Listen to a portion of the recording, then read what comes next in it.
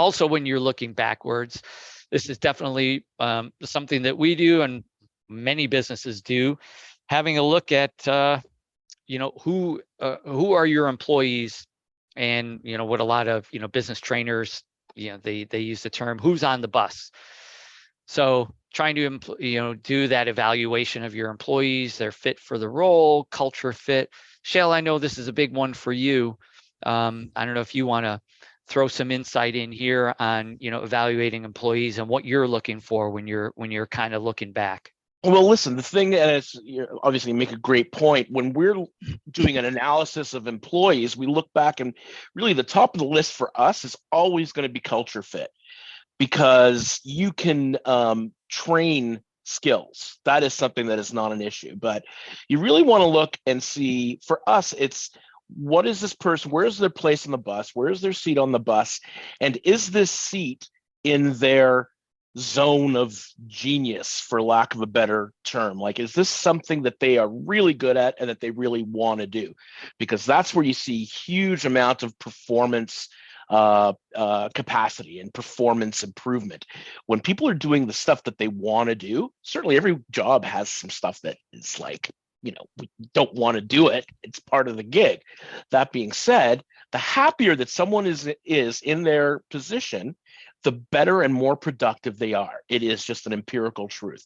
So what we do is we go back and we examine everybody for culture fit, and then we examine everybody for where their zone of genius would be. And then you evaluate performance, and then you can make a really good decision onto whatever changes you need to make within the personnel. It's not easy to deal with the human element of what you do, but it is probably one of the most critical things, certainly in our industry, in the service industry. Yeah.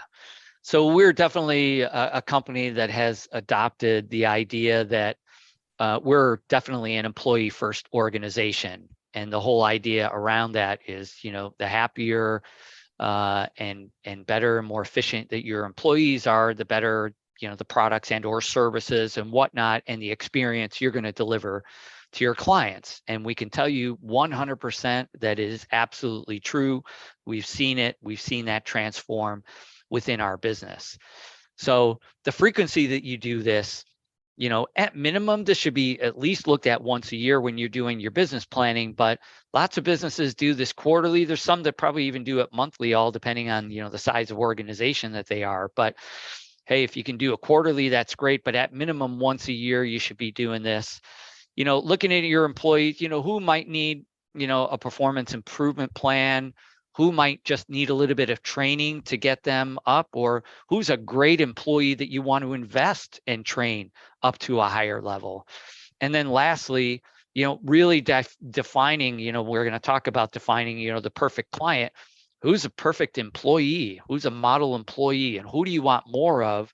And how do you maybe have a marketing approach when you're doing your hiring to trying to attract those people?